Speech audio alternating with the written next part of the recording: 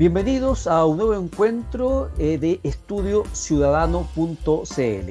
Este sitio destinado a conversar, a proponer, a agendar aquellos temas que nos parece que son importantes para la vida pública, para la vida social.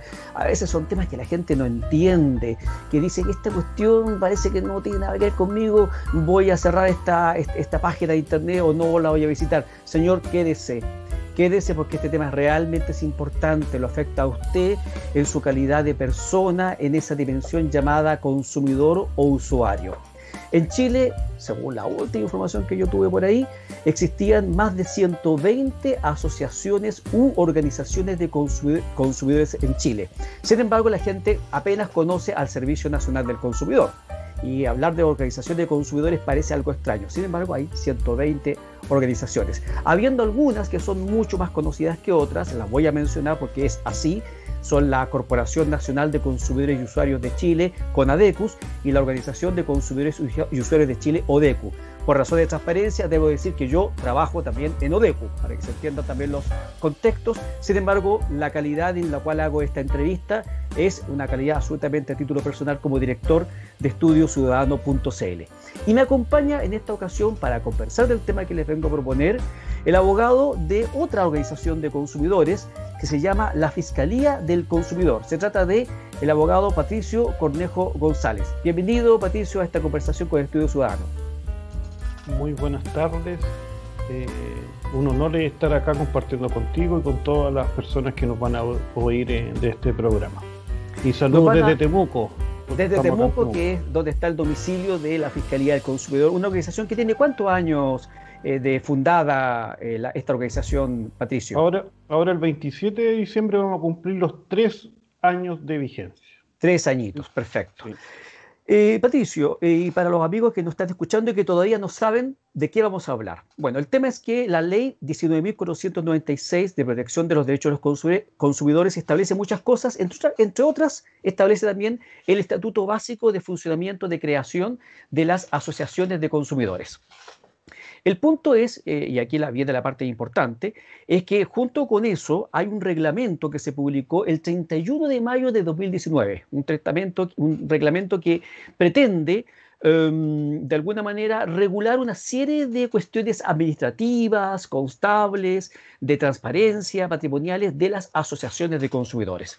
Y resulta que desde la publicación de este instrumento, se generó un gran revuelo entre algunas asociaciones de consumidores, bueno, las que se enteraron también, porque es un tema que muchos ni se enteraron, porque algunas de las disposiciones, o buena parte de las disposiciones de esta resolución, que fue emitida por el Ministerio de Economía, de alguna manera afectaban o podían afectar el funcionamiento de las asociaciones de consumidores.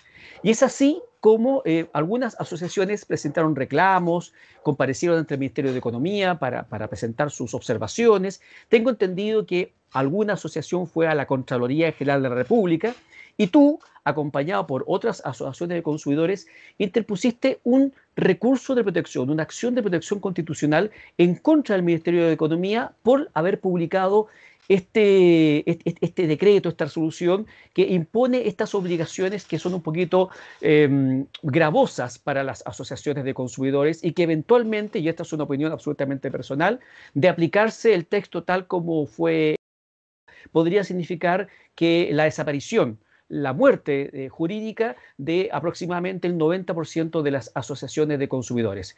Patricio, ¿qué fue lo que pasó? Con tus palabras, explícanos por qué ustedes, Fiscalía del Consumidor, apoyados por otras asociaciones de consumidores, han presentado este recurso de protección que, entre paréntesis, hoy día ha sido resuelto en primera instancia, podríamos decir.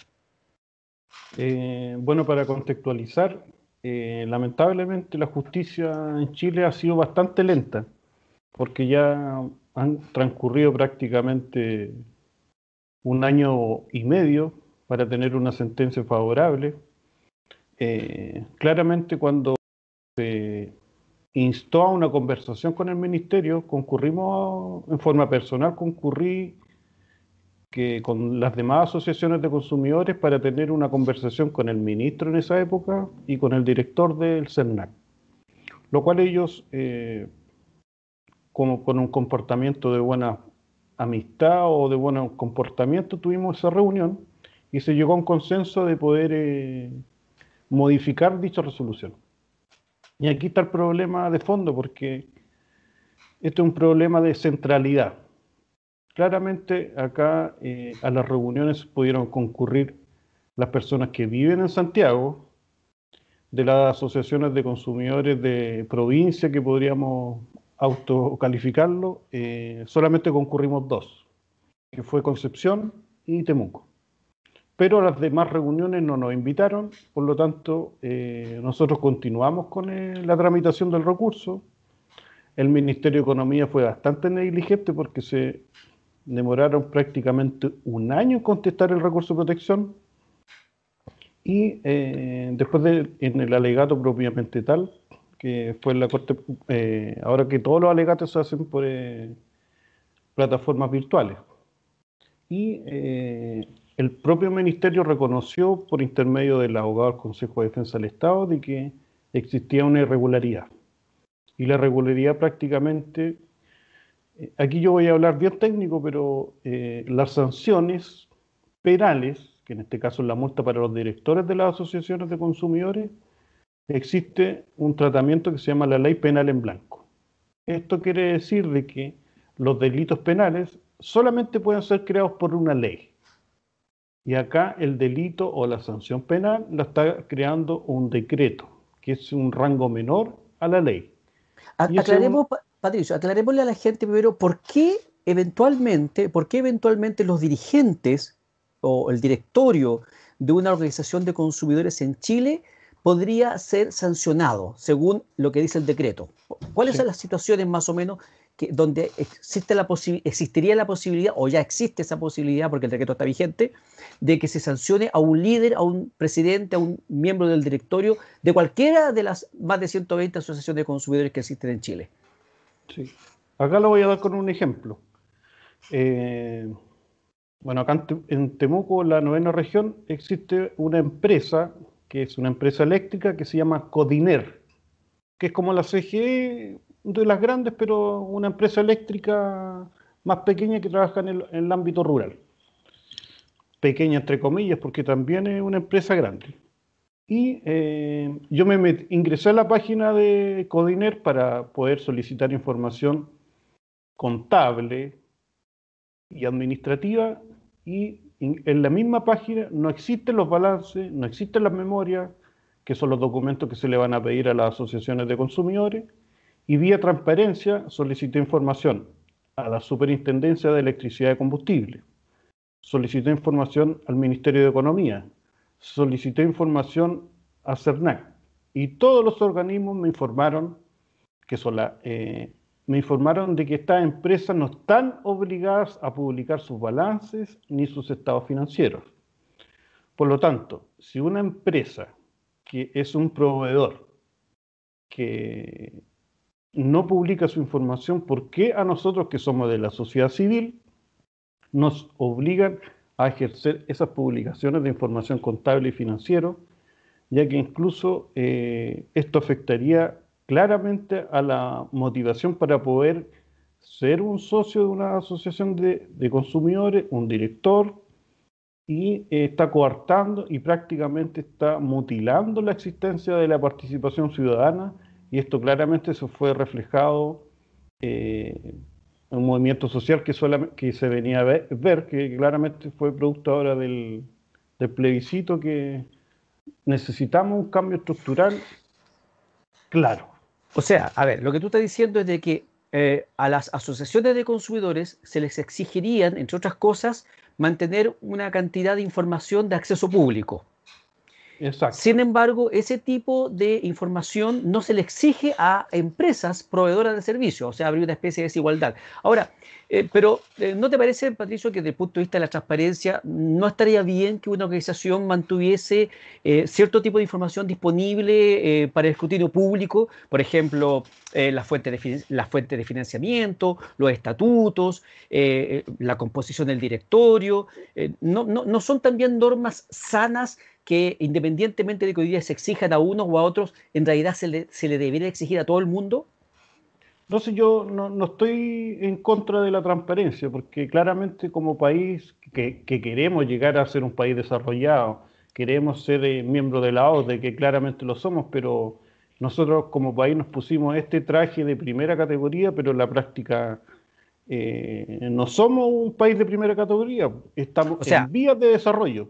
la idea es buena, en eso estamos de acuerdo. La transparencia de las instituciones públicas, privadas, estamos de acuerdo que eso es bueno, pero parece es que no estamos preparados. Por ejemplo, eh, tengo entendido de que esta información de acceso público tiene que estar disponible en las páginas web de las asociaciones de consumidores.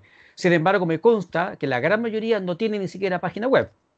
Eso Claro, ya es un pequeño problema. A pesar de que tengo entendido de que sí eh, podrían reemplazar la página web por otro tipo de página, no sé, un sitio en Facebook. Y creo que la norma establece también que si no, por último no tienen nada de eso, le tienen que mandar la información al CERNAC y el CERNAC la tiene que mantener publicada en su página. Creo que esa sería la forma final. O sea, desde ese punto de vista, ninguna asociación diría que hay una carga especial de tener, por ejemplo, un sitio para tener esa información publicada, porque en el caso que no la tenga, salvar ese requisito o esa obligación entregándole la información al CERNAC para que el CERNAC digamos, la disponga, según tengo entendido. Pero, ¿qué pasa si no publican esta información? Si tienen cualquier problema técnico u otras situaciones mayores y no pueden publicar, ¿cuál es la sanción que va a tener esa asociación o sus líderes? ese es el problema de fondo, porque acá la responsabilidad cae directamente en la persona natural del director. Y esto claramente es un abuso porque eh, esa normativa solamente se le exige a este tipo de organizaciones y yo creo que claramente esta normativa está regulada para las asociaciones de consumidores grandes. Y en este caso claramente es con ADECUS y ADECUS, porque fueron las organizaciones que gracias a su perseverancia y trabajo le ganaron a las grandes empresas que incluso fueron sentencia de reconocimiento internacional, pero acá está, la autoridad política y la autoridad económica no ve la realidad nacional. O Acá sea, claramente, tú estás convencido entonces de que lo único es que podrían cumplir con todas estas exigencias, porque también tengo entendido que son exigencias de carácter contable, financiero, informes, incluso se habla de una auditoría externa en algún momento. La única que podrían cumplir serían la ODECU y la CONADECUS, según tu exacto, parecer. sí. ¿Tú has conversado con los dirigentes de esta organización en algún momento para intercambiar opiniones sobre todo este proceso? Sí, bueno, cuando se podía viajar, viajé yo creo como unas 4 o 5 veces a hablar con don Hernán Calderón. Él siempre muy Presidente de la CONADECUS. presidente de la CONADECO, muy ¿Ya? llano a ¿Y qué poder qué te decía participar. él? Bueno, él me manifestaba de que ellos no tenían problemas porque ellos, como tienen recursos, ellos ya mandaron a hacer un programa computacional. ¿No? En un programa contable, financiero, ya tienen toda la transparencia, ellos ya cumplen con la norma. Pero ¿qué pasa con las asociaciones más pequeñas? No, nosotros como asociación, prácticamente los 3 años que tenemos de vigencia, lo hacemos con los recursos que ganamos como abogados y se los ingresamos a la asociación para que exista, porque las cuotas, nunca hemos ganado un fondo concursable de CERNAC, y claramente que yo creo que es porque nosotros somos bien pro consumidor, no empresa ni claramente pro CERNAC. Si hay que decirle las cosas en su cara, yo al director nacional de CERNAC, don Lucas del Villar, le dije en su propia cara que ellos no hacen bien su trabajo, puesto que las pymes, cuando pyme me refiero a una personalidad jurídica, quiere solicitar Pequeñas y medianas empresas, las pymes. Sí, estas empresas jurídicas, cuando llama, porque yo lo hice en forma personal, llama a CERNAC para solicitar un reclamo o denuncia para una mediación, CERNAC no acoge estas denuncias porque dicen que ellos no están facultados para representar a las pymes. O sea, ¿de qué estamos hablando si las pymes también son consumidores finales? ¿Sí? Y de hecho hay una ley, un estatuto pyme, que también es un tema súper importante a nivel país, que este estatuto se conoce poco en funcionamiento, ya sea... O sea, bueno, por razones legales y especialmente en materia de derecho público, las instituciones públicas no pueden hacer nada más allá de aquello que está estrictamente autorizado. Entonces, desde ese punto de vista, la respuesta que te dan del CERNAC es una respuesta que se atiene a la legalidad vigente. Ahora, eso no quita que si hace rato que sabemos que las pymes también pueden ser sujetos de derechos de los consumidores, estaría bueno entonces que alguien los defendiera también y tal vez una reforma legal, y la propongo aquí mismo en este momento, sí, sería de que se facultara al CERNAC para que sí tuviese facultades de representar a las pequeñas y medianas empresas cuando éstas son afectadas en su calidad también de consumidores, no de proveedores, porque se da una situación especial de que las pymes no son personas naturales, son personas jurídicas de carácter comercial, pero tampoco son tan grandes y tan poderosas como las grandes empresas para que se puedan defender cuando actúan como usuarios, consumidores y también adquieren productos y cosas por el estilo, y también hay derechos que también están de por medio. Así que yo creo que también hay un espacio de mejora de la legislación para que el CERNAC u otro organismo tenga facultades para defender a las pequeñas y medianas empresas. Pero volvamos al punto que estamos hablando, Patricio, en el sentido de que ustedes presentan un recurso de protección. ¿Y cuáles son los principales elementos que ustedes pretendieron atacar con el recurso de protección en contra de este decreto del Ministerio de Economía que regula la Asociación de Consumidores? Y, en definitiva, ¿cómo les fue con el recurso? Porque acaba de haber fallos de primera instancia. La verdad que entre las asociaciones de consumidores, especialmente con Hernán Calderón de CONADECU, participamos, incluso lo acompañé a dejar un reclamo a Contraloría por la irregularidad de este reglamento.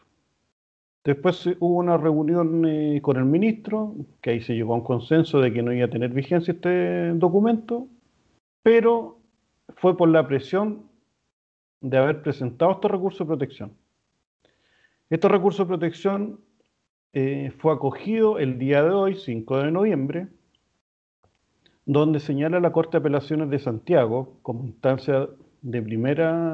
primera instancia, señala que sí es efectivo que existe un acto arbitrario e ilegal por parte del Ministerio de Economía, lo cual los obliga a derogar un artículo del reglamento, en específico que las asociaciones de consumidores, para poder presentar una demanda colectiva, debe ser autorizado por el directorio de la organización y no así de la asamblea.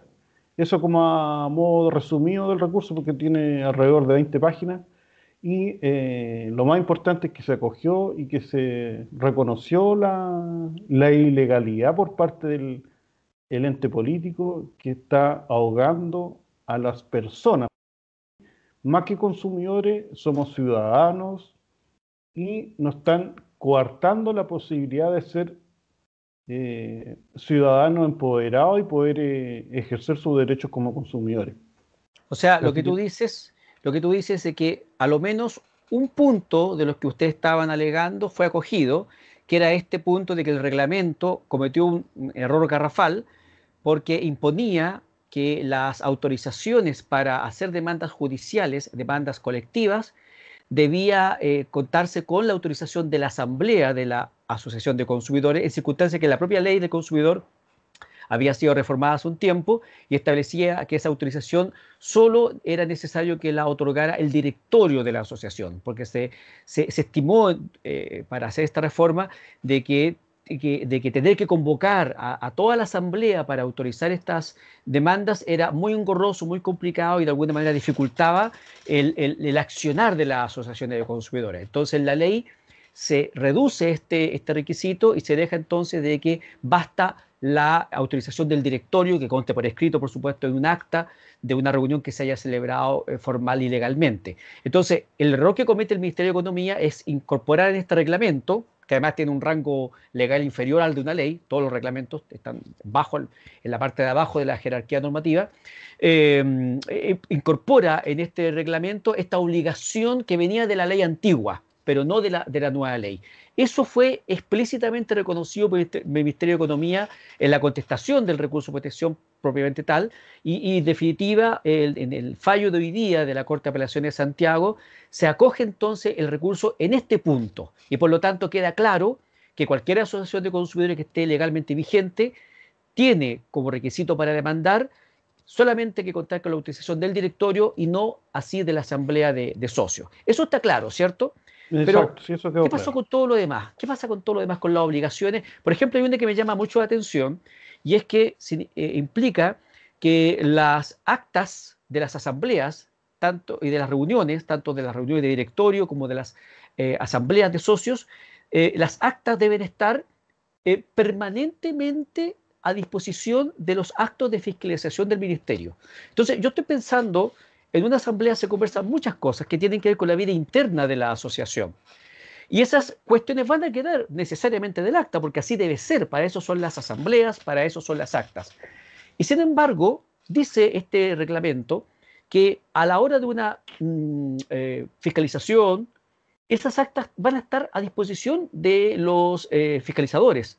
Significa, por ejemplo, que si en esa asamblea se discutió la posibilidad de demandar una determinada empresa o un conjunto de empresas porque están afectando los derechos de los consumidores, esa información se podría filtrar. Se podría filtrar al Ministerio de Economía, se podría filtrar a terceros.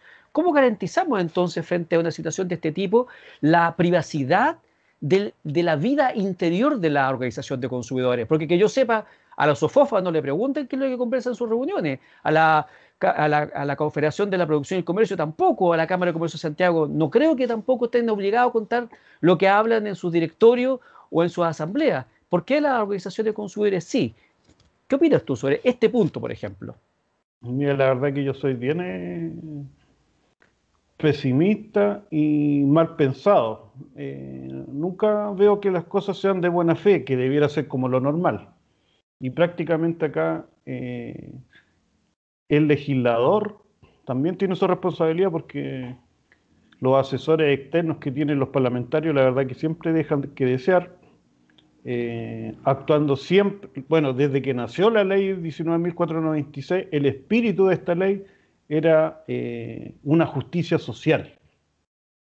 Y claramente ya con la vigencia de esta normativa, esta justicia social no se da porque para poder ejercer las acciones individuales, eh, claramente hay que tener un abogado, porque si bien la misma ley señala de que una persona común y corriente presenta una acción judicial sin el patrocinio del abogado, es casi imposible poder ganar una causa porque los proveedores llegan con uno, dos, tres abogados, tienen la instancia de apelar, incluso llegar a la Corte Suprema, y una persona común y corriente es imposible, por lo tanto esta justicia social no existe. Y este cambio cultural que ahora tenemos la oportunidad de poder hacer esta nueva constitución, claramente el interés y la cultura y el cambio de mentalidad y el paradigma de este nuevo orden jurídico nos da la oportunidad para que podamos llegar a tener, como en los otros países, que la ley de los derechos consumidores sean un derecho humano que esté consagrado en la Constitución. Eso es como lo que pudiera... de Pero, hecho, pero, tengo una tesis respecto de esa situación que presenté. hablemos un poquito sobre eso, ya que me llevaste a ese tema. Sí. ¿De qué manera sirve? A ver, ¿cuál es el enlace que haces tú entre derechos de los consumidores y la Constitución? A ver, ¿cuál es la idea de fondo? Mira, yo en la práctica, yo ya ejerzo los derechos constitucionales en favor del consumidor, porque presento recursos de protección, que es una herramienta gratuita, rápida y eficaz. Por ejemplo, cuando te clonan o te sacan la plata del banco. De ahí yo ya he ganado varios recursos de protección, que incluso salió la nueva ley para que los bancos se hicieran cargo, pero esta herramienta ya se estaba utilizando. Eh, en el caso de lo más simple que es el alza del plan del ISAPRE, también existen recursos, existe mucha jurisprudencia. Ahora, por ejemplo, también he estado ya ayudando a las personas que tienen problemas con el pago de la licencia médica. También estoy presentando recursos de protección y claramente existe eh, en el extranjero, Brasil, Argentina y en Europa, y en realidad en la mayoría de los países más desarrollados en el ámbito del consumo, ya está consagrado en la Constitución. Y nosotros tenemos que instalar la cultura de protección al consumidor y tiene que estar en la nueva Constitución. Ese es pero ¿cómo sería eso? Porque acabas de mencionar que en el caso de licencias médicas, en el caso de clonación de Sí, tarjetas, en fin, tú has presentado ya recursos de protección. sí. Y lo has presentado porque el recurso o acción de protección constitucional está hoy día en la actual constitución. ¿Qué más entonces habría que hacer Lo que para... pasa es que yo hago una interpretación en beneficio del consumidor. Pero eso es una interpretación jurisprudencial, ya sea del abogado y ¿Y de los y tribunales. qué tendría que decir entonces la Pero constitución? no dice en forma textual que hay que proteger los derechos del consumidor. No dice en ninguna parte. Tan solo esa Ya. frase Entonces, debiera... a la nueva constitución le agregamos una frase, una línea que diga, a partir de esta fecha, los derechos de los consumidores están protegidos constitucionalmente o tendrán rango constitucional. ¿Qué Exacto. significa eso? Eso significa mucho porque el artículo 2 de la 19.496 que señala que cuáles son las empresas o proveedores que son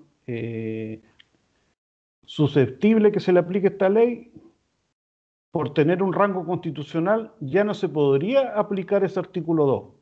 Por ejemplo, las ISAPRES cuando se las demandaron en forma colectiva, ellos llegaron al Tribunal Constitucional señalándolo que a ellos como tiene una protección especial o una normativa especial, a ellos no se le aplica la ley del consumidor.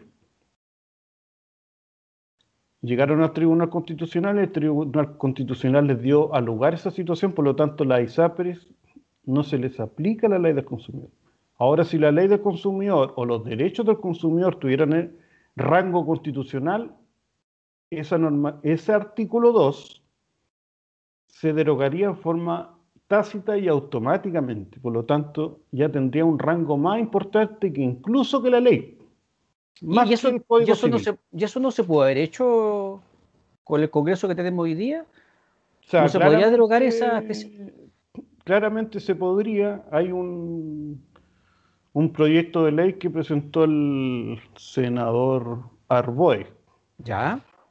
y lleva como unos 5 años en tramitación y no ha avanzado mucho en realidad.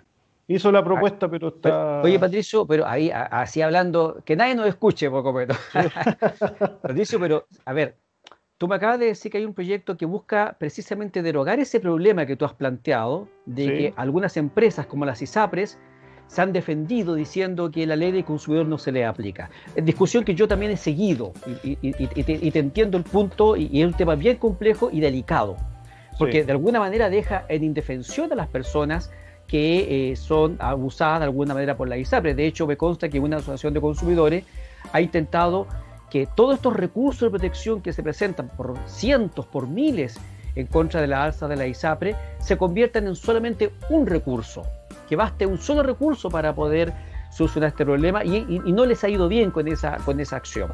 Entonces, yo te entiendo el punto. Ahora, pero también me pregunto, a ver, si las herramientas están en el actual Congreso, ¿tú tienes realmente confianza, Patricio, así con toda la sinceridad del mundo? ¿Tú crees realmente que va a quedar ahora en el proceso constituyente que los derechos de los consumidores tengan rango constitucional? Sobre todo pensando que parece que no va a ser la señora Juanita la que va a escribir la nueva constitución, sino que, según la información que tenemos hasta hoy día, hasta fecha que estamos teniendo esta conversación, 5 de noviembre, yo auguro, y así lo digo en la plataforma, de que el 60, el 70, quizá el 80% de las personas que integren la Convención Constitucional van a ser rostros de los partidos políticos tradicionales que han gobernado este país durante los últimos 40 años, sea de izquierda o sea de derecha, es ministros, es directores, es parlamentarios. Entonces, con franqueza, ¿tú crees que van a quedar los derechos de los consumidores en la nueva Constitución, si es que la tenemos definitiva? o sea, yo lo que, así con la mano en el corazón, yo creo que no, pero hay que luchar y poder ejercer y demostrar y poder hacer las acciones pertinentes y demostrar de que para poder ser un mejor país y tener una cultura a la persona y al consumidor debiera tener un rango constitucional, porque es un tema técnico súper importante, porque las causas se pierden por ese artículo 2 que es supletorio y claramente ahí hay un abuso. Para los que nos están escuchando, expliquémosle que es el artículo 2 de la Ley del Consumidor establece la competencia de la Ley del Consumidor para tales casos y para otros casos no, y además tiene una excepción o una contraexcepción. Entonces, además, yo la verdad que he revisado el tema también. Creo que el legislador fue un poquito enredoso también en la forma como redactó ese artículo que durante varios años se interpretó en la forma correcta. Esto que tú estás mencionando ahora de que se está interpretando como que en ningún caso las ISAPRES o otras empresas reguladas por leyes especiales no pueden ser sancionadas, perseguidas a través de la ley consumidor, es una lectura más reciente del último tiempo, que además yo creo que es una lectura mañosa, es una lectura totalmente incorrecta de lo que el legislador quiso hacer. Pero bueno, estamos iniciando recién un proceso de nueva constitución. Sabemos que el proceso para crear la nueva constitución parte después de la elección de los constituyentes, que son en abril del 2021. El proceso dura 9 meses, a lo menos, se puede prorrogar por 3 meses más. Algunos plantean que entonces vamos a tener eventualmente, porque además después hay un plebiscito de salida que se llama, que es un plebiscito para que la ciudadanía diga si le gusta el nuevo texto y lo voten a favor, y si no lo votan a favor, entonces seguimos con la actual constitución y tal vez habrá que entonces ver cómo la reformamos para hacer lo que se estime conveniente que debe hacerse. Patricio, faltan como 2 años para tener nueva constitución. ¿Qué hacemos ahora? A ver, hoy día el decreto del Ministerio de Economía está absolutamente vigente, salió publicado hace algunas semanas, tenía un plazo de 30 días para entrar en vigencia absoluta, establece una disposición transitoria que establece que, porque resulta que las asociaciones de consumidores ahora van a tener que hacer 2 informes contables, 2 balances al año, uno a fin de año y el otro a mitad de año. Y bueno, como estábamos con la discusión del recurso de protección, en ese intertanto el Ministerio de Economía hizo una modificación del decreto. De hecho, el decreto de ahora no tiene el mismo número del decreto contra el cual tú recurriste de protección. Y dice esta disposición transitoria que los balances de mediados de año tienen que presentarse ahora a fin de año por única vez. Y a partir de 2021 entonces se toma el calendario normal, donde las asociaciones tendrán que entregar un balance a mediados de año y otro balance a fin de año. Patricio, la Fiscalía del Consumidor, ¿va a poder entregar su balance de aquí a fin de año? Sí, nosotros ya tenemos todo ordenado, incluso gracias a Dios lo digo porque nosotros contratamos un informático extranjero, un venezolano, para que nos haga un sistema computacional para poder tener todo en orden.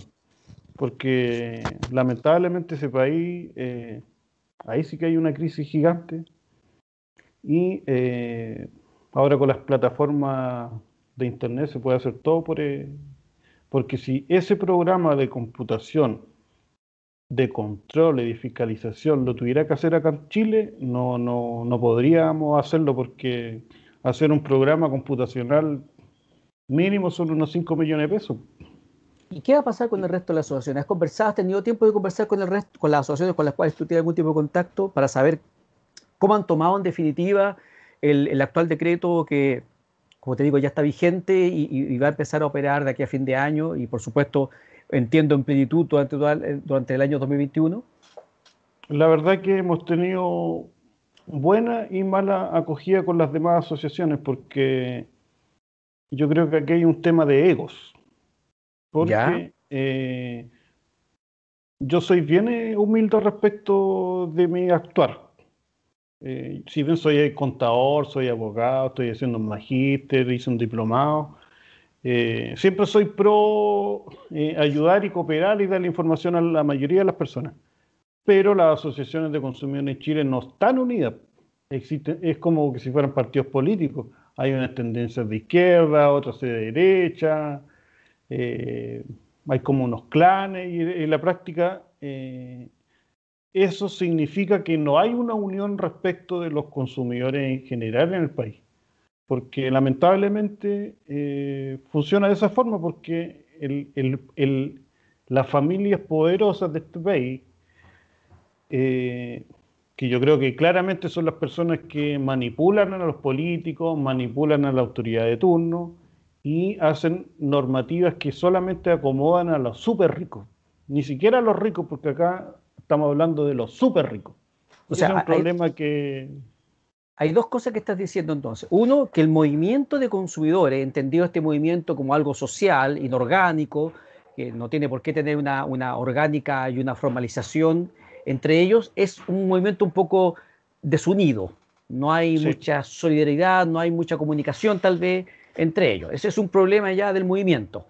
Pero además tú estás planteando, según entiendo, y corrígeme si estoy interpretándote mal, tú estás planteando además que aquí ha habido una clara intención de dañar al movimiento de consumidores o dañar a las asociaciones de consumidores con la creación de este tipo de normativa. ¿Es así como debo entender tus sí, palabras? esa es la interpretación muy correcta de lo que estoy tratando de expresar, porque con los 3 años que ya llevamos, hemos ganado batallas pequeñas y grandes, pero el país necesita una educación financiera desde el momento que son más niños. Acá en Temuco existe una doctora en consumo que se llama la doctora de Negri, que lleva como 20 años, y dice que la salida para poder ser un país desarrollado claramente tiene que ser la educación financiera.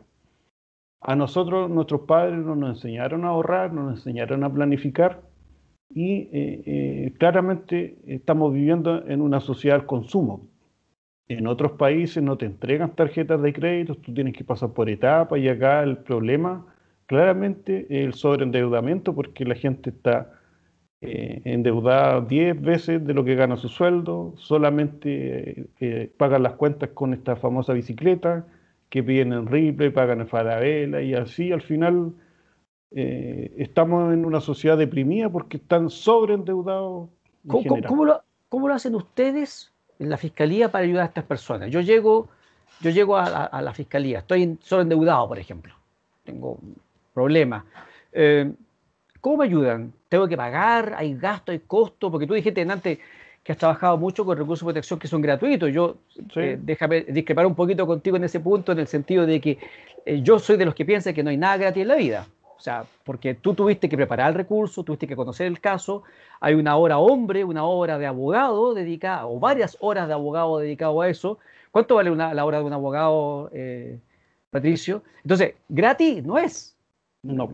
Por lo tanto, ¿cómo lo hacen ustedes? ¿Cómo se financian y cómo piensan seguir trabajando en el actual escenario de la Asociación de Consumidores que hemos relatado un poquito? Porque la verdad es que lo del decreto podría venir a agravar la situación de la Asociación de Consumidores, una situación que ya venía mala, porque tú mismo has mencionado, en 3 años de funcionamiento no se han ganado nunca un fondo concursable del Servicio Nacional del Consumidor, que para que los amigos que nos escuchan es un fondo al cual pueden postular todos los años la Asociación de Consumidores para conseguir algo de financiamiento para hacer algunas cosas. En algunos casos se recibe algo de plata, otros muy poco, pero en el caso de ustedes no han recibido nunca nada, no han ganado nunca un concurso. ¿Cómo entonces operan? ¿Cómo lo hacen hoy día y cómo piensan seguir haciéndolo? Y de esta manera vamos redondeando también esta ¿Sí? conversación y la vamos cerrando. Bueno, nosotros trabajamos bajo el criterio de poder recuperar o ganar las costas. Eso significa que el usuario, si es que pierde, digamos, no tiene que sacar dinero de su bolsillo, sino que nosotros invertimos nuestro trabajo, nuestra capacidad, y si es que ganamos, nos quedamos con las costas, que es como lo normal. O sea, Eso es ustedes van a como... resultas, que se llama. Exacto. Ya. Y eso nos ha traído bastante satisfacción porque, por ejemplo, le ganamos a la Compañía General de Electricidad, que es la empresa más grande de Chile, donde ellos cobraban deudas prescritas eh, y le ganamos un recurso de protección. En realidad le hemos ganado como 7 ya. Y ellos vulneran la normativa sectorial, existe una circular del año 2006 y hemos ido ganando experiencia y confianza en la ciudadanía porque le ¿De, hemos de- ido de ganando a qué, las han- grandes de qué- empresas. de qué han tratado esos casos que estás mencionando contra la Compañía General de Electricidad? ¿De qué han Sí, tratado exactamente? una señora que vive en un sector bastante humilde de la ciudad, le llegaba una boleta como de 1.600.000 pesos y todos los meses tenía que ir a humillarse a la Compañía General de Electricidad a solicitar un voucher que se llama, para poder pagar el consumo mensual. Esta señora fue al presidente de la República, habló con los concejales, fue al CERNAC, fue al SEC, deambuló por todos lados. Y era por una deuda que tenía de arrastre del año 2008. Creo que se compró un celular, porque antes las empresas eléctricas te vendían de todo, te vendían teléfonos, Sí, refrigeradores, hubo un electrodomésticos. tiempo en que vendían electrodomésticos y eso generó muchos problemas, entre ellos esto que estás mencionando, porque se mezclaban las cuentas. En la misma cuenta de la luz, de la electricidad, venía también las cuotas de los productos que se compraban, a veces habían seguros de por medio y se generaba una especie de confusión de los números. Exacto. Ya, Y esta estrategia de la empresa, bueno, claramente esta persona llegó llorando, sufriendo, porque una persona pobre que debe 1.600.000 es como para un rico que debe dar 1.000 millones de pesos. Pues sí, claramente hay que contextualizar también la situación personal de las personas. Y presentamos el recurso de protección. Y ahí descubrimos que la Compañía General de Electricidad cobra y hace una autotutela, que lo denominan los tribunales. Justicia por sus propias manos. Porque si esta persona tiene una deuda que claramente está prescrita, no debiera amenazarla con el corte del servicio eléctrico. Y eso se ganó y se confirmó por la Corte Suprema. Y salimos en los medios y ahí aparecieron más víctimas respecto a esta situación. Así que ya hemos ganado bastante experiencia con la Compañía General de Electricidad y eso ya nos está dando a pie para poder presentar las demandas colectivas, porque las demandas colectivas es difícil ganar una demanda colectiva si es que uno no tiene medios probatorios. Pero ahora ya tenemos un equipo técnico bien capacitado y material jurídico como para poder entonces generar esa... el problema era que la empresa decía que el cliente tenía una deuda con la empresa y la forma de cobrar la deuda era poniendo la deuda junto con la cuenta de electricidad de consumo, bajo amenaza también de que si no paga iba a haber un corte de servicio. Y Sí. ustedes lo que lograron fue que la Corte se pronunciara sobre esa conducta que es inadecuada, porque entiendo yo, sin conocer el fallo, y corrígeme, entiendo yo que la Corte te dijo, bueno, señores CGE, si ustedes dicen que esta señora les debe, bueno, entonces hagan las acciones de cobranza por los caminos que correspondan y no utilice este medio de cobro que está destinado a cobrar el consumo eléctrico para cobrar una deuda que no tiene nada que ver con el consumo eléctrico. Y luego se discutirá, cuando se cobre judicialmente, se discutirá si está prescrito o no está prescrito, que eso es harina a otro costal. ¿Es esa más la situación, Exacto. Patricio? Así sí. Y esta conducta de autotutela no solamente la ejerce la Compañía General de Electricidad, la ejerce el banco, la ejerce el ISAPRE, la Las cajas ejerce de la luz. compensación tengo entendido que han hecho también eso de que las También. personas toman un crédito cuando están trabajando en un lugar, se cambian a veces de trabajo y de repente aparece que le están cobrando ese crédito a través de la otra caja de compensación que tiene vínculo con el otro empleador donde se ha ido a trabajar esta persona. Y tengo Sí. entendido que los recursos que se han presentado han apuntado hacia lo mismo, diciéndole a las cajas, las cortes, oye, si tú tienes una deuda, cobra por los caminos que corresponda, no te aproveches de estos mecanismos que hay de cobro automático, de descuento en planillas de los trabajadores para cobrar algo que tienes que cobrar a través de los mecanismos normales, judiciales, legales y formales. Algo así, Sí, ¿cierto? efectivamente, el mismo razonamiento jurídico que he planteado y que también las cajas de compensación tienen un supuesto convenio. Y claramente lo especificaste bien. Si yo solicité un crédito en la caja de compensación Los Héroes y quedo sin trabajo y después encuentro trabajo y mi empleador es de Caja Los Andes y ellos tienen un convenio que supuestamente están autorizados para poder hacer esas cobranzas y, y para hacer el ejemplo más simple, si yo saco un crédito en Ripley y después Ripley se asocia con Falabella, o sea que me puede cobrar Falabella o Ripley, claramente que hay un acto arbitrario, injusto e ilegal que se ha ido atacando en tribunales y esa conducta también jurídicamente se llama autotutela. Y que eso ya desde el derecho romano es una aberración y una falta de respeto a la dignidad de las personas. Y eso es lo que debiera estar consagrado en la Constitución, que la dignidad del usuario o consumidor debe ser protegido como un consumidor. Porque la regla general el día de hoy, del día a día, es que uno va celebrando contratos a cada momento, desde que te duchas, ocupas internet, ocupas el teléfono, y eso, los contratos de adhesión prácticamente son la regla general. Y la excepción es generar contratos donde existe igualdad entre comprador o vendedor. Y que eso es lo que se está regulado, pero la vida diaria uno genera contratos de adhesión en cada momento. Una reflexión final, Patricio, antes de preguntarte lo que van a hacer con el recurso de protección, porque puede que sea un tema que no esté terminado. Eh, las constituciones tienen distintos tamaños. ¿No sería conveniente, y yo lo vengo planteando hace rato, Patricio, que nos pongamos más serio el movimiento consumidor, la gente que está preocupada, los abogados preocupados de esta materia, y generemos un código de consumo para Chile como el que tiene Perú, como el que tiene Brasil? Porque pucha, si nos ponemos a poner todos estos temas que tuvimos estás planteando acá en la Constitución, no vamos a terminar nunca de redactarla, o vamos a tener que estarla reformando cada cierto tiempo porque siempre van a haber nuevos temas. O sea, el mundo de consumo es infinito. Yo trabajo 20 años en la UDECU y si hay una cosa que me gusta de este trabajo en la UDECU es precisamente lo variado y eso lo hace muy entretenido. ¿No sería conveniente una vez por todas que tuviéramos un código de consumo, un cuerpo legal que reúna a todas las normas legales vigentes que se relacionan con los temas de consumo y que tengan en su título preliminar una serie de principios y valores que iluminen todo el funcionamiento del derecho de consumo? Por ejemplo, partiendo por cosas tan elementales como la que tú estás mencionando, de que en la aplicación y en la interpretación de las normas legales siempre se debe tener a la vista los derechos de los consumidores como derechos humanos y atendiendo a la dignidad de las personas, por poner un ejemplo de una declaración de carácter filosófico que debiera de alguna manera iluminar el resto de la legislación. O sea, claramente la legislación extranjera ya hizo lo que se está conversando. Nosotros no vamos a inventar la rueda. En Argentina, en Perú, en Brasil, eso ya existe ya. Y en Europa también, pues incluso en Alemania, que fue uno de los primeros países que se modificó el Código Civil y se incorporó la ley del consumidor al Código Civil. Por lo tanto, tiene una igualdad normativa.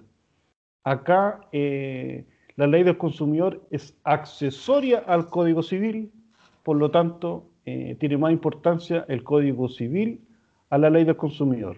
Pero yo te estaba hablando de un código de consumo, en realidad. Claro, Sí, porque sabemos que hay una colisión entre el Código Civil y las normas de la ley del consumidor. De hecho, hay muchas cosas que no encajan. El contrato de adhesión, por ejemplo, es una particularidad de la ley del consumidor, que es algo que el Código Civil en principio no conocía. O sea, la regla general en materia civil es que las partes son iguales, negocian las condiciones de un contrato. Sin embargo, la ley del consumidor parte de una premisa totalmente distinta. Fíjate que las partes no son iguales, hay un consumidor que es más débil y hay una empresa que es más profesional, que es más poderosa y que impone las condiciones. Y en ese contexto, entonces, la ley del consumidor establece una serie de derechos para proteger a la parte más débil. Pero yo te hablaba más que nada de un código de consumo, como el que hay en Brasil y en Perú.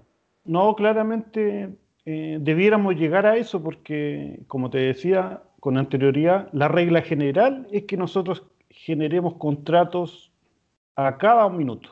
Claro. Y la excepción es que generemos un contrato que se pueda pactar, digamos. Pero Claro. los contratos de adhesión es la regla general. Y claramente necesitamos una codificación para que exista una justicia real en el ámbito. Claro, son contratos que no negociamos, que son, por eso se llaman de adhesión, porque nos adherimos a sus condiciones y el consumo es rápido, en fin, la gente no se fija en lo que dice la letra chica, y ahí es como donde empiezan los problemas. Incluso ahora Patricio, ya uno está haciendo los contratos por teléfono. Ya... Claro, porque también la regla general es que la excepción, o sea, la regla general es que los contratos son consensuales y es más excepcional que los contratos, además de consensuales, tengan otros requisitos o formalidades, como la escrituración, como la autorización de un ministro de fe, en fin.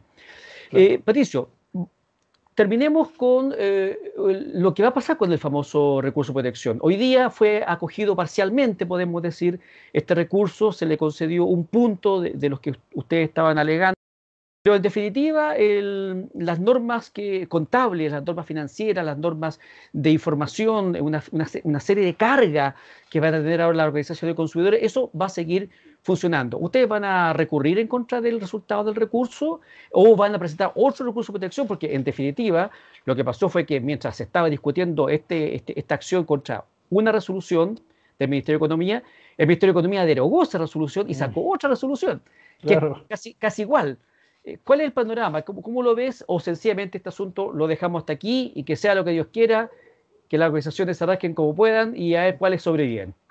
La verdad que nosotros claramente tenemos que tener una reunión de trabajo en Fiscalía del Consumidor para ver los pasos a seguir, porque lo bueno que ya tenemos el recurso redactado, el anterior. Los fundamentos son prácticamente los mismos.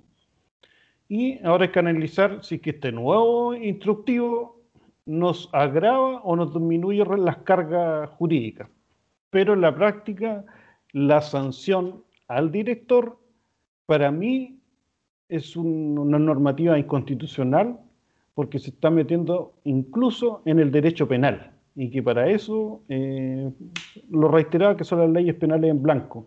¿A ti te parece que es de las cosas más graves de la resolución del Ministerio de Economía? Sí, claramente, porque ser director va a ser prácticamente, si uno tiene familia, va a tener que conversarlo con su entorno, porque el patrimonio personal va a ser un peligro. va a ser un peligro, exacto. ¿De qué tenor más o menos son las multas, Patricio, a las cuales se expone hoy día, con la actual normativa, un dirigente, un líder, un miembro de un directorio de una organización de consumidores? Mira, para serte sincero, no me acuerdo el monto, pero están en UTM. No, Ya. pero pueden ser en forma reiterativa, pero lo más grave, aparte de que se perjudica el patrimonio personal de los directores, está la posibilidad de poder perder la personalidad jurídica, pues eso ya también es harina de otro costal, así como hablando bien chileno. Finalmente, Patricio, ¿tú conoces de otras organizaciones de la sociedad civil que que desarrollan una función pública? Porque hay que decir que la ley 20.500 de participación ciudadana en la gestión pública nombra o señala o le otorga la categoría de organizaciones de interés público a las organizaciones de consumidores, como le ocurre a la Cruz Roja, como le ocurre, por ejemplo, tengo entendido que a la Junta de Vecinos, a los bomberos. O sea, hay un rango donde el Estado, la sociedad, le reconoce a todas estas instituciones, entre ellas la Organización de Consumidores, una importancia social. ¿Tú sabes de otras organizaciones de esta naturaleza que estén expuestas a este tipo de normativa o a este tipo de peligro de que si el dirigente falla en alguna cosita, no cumple una determinada norma, no entrega un informe o un balance dentro de plazo, le caiga una multa de varios miles de pesos o de cientos de miles de pesos? No he encontrado una normativa que sea tan sancionatoria, abusiva e inconstitucional respecto de este comportamiento del legislador. Bueno, del legislador político de turno, porque acá ni siquiera el Parlamento supo qué es lo que está pasando. Nosotros lo más probable es que vamos a volver a presentar el recurso, porque ya lo tenemos, ya prácticamente hay que cambiarle la fecha, ¿no? Perfecto. Así que vamos a seguir luchando por los consumidores y más que con los consumidores, por las personas de este país que tengan una dignidad. Perfecto. Patricio Cornejo González, abogado de la Fiscalía del Consumidor, Organización de Consumidores de Temuco, quien ha estado conmigo esta tarde conversando sobre un tema que no es fácil, que las personas no lo entienden y que no se dan cuenta cuál es la importancia que pueden tener para ellos. Yo creo que ahora, después de esta conversación, muchos van a entender que existen más de 100 organizaciones de consumidores en el país que trabajan bien, mal, más o menos. Yo no voy a calificar quiénes son mejores y quiénes son peores. Voy a partir de la buena fe de que las personas que crean organizaciones de consumidores lo hacen pensando en ayudar a sus conciudadanos, en ir en ayuda de los sectores que tienen más problemas, del endeudado, de aquel que es de alguna manera estafado, de aquella persona a la cual le vende un producto y después no quieren responder, de aquella persona que tiene un problema con el agua potable, con la electricidad. Creo que es una labor muy digna, muy hermosa. No por nada, yo llevo 20 años trabajando en ODECU por lo mismo. Y la verdad que tienen todo mi respeto las organizaciones de consumidores, independientemente de lo bien o lo bien, lo más o menos, o lo peor que lo hagan. hay que dejar que funcionen, que operen. Por supuesto que hay que controlarlas, por supuesto que tiene que haber transparencia, especialmente en el financiamiento, pero eso es una cosa, y otra cosa es agobiarlos con obligaciones, con cargas y más encima con sanciones. Te agradezco, Patricio, la posibilidad que hemos tenido de conversar este tema y de visibilizarlo. Entonces, te deseo que te vaya súper bien. Cuéntanos después cómo les va con el nuevo recurso, en qué termina este asunto, de tal manera que podamos tener otra conversación más adelante y podamos contarle a la gente cómo queda entonces la sociedad civil en este escenario de protección o de, a veces, desprotección de los derechos de los consumidores. Muchas gracias, Patricio, por la ocasión. Y a ustedes, amigos de Estudio Ciudadano, los dejo invitados para la próxima semana para que tengamos otra conversación tan interesante como esta. No se olviden que estamos en las redes sociales con nuestros videos y nuestros podcasts en Instagram, en Facebook y en YouTube. Por supuesto, en nuestro sitio www.estudiociudadano.cl y en las plataformas de audio y podcast soundcloud.com e iVoox.com. Les agradezco la atención y los espero la próxima semana con otra conversación tan interesante como esta. Nos vemos la próxima semana. Dios mediante. Amén. Nos vemos, Alejandro. Un verdadero honor haber participado de tu programa.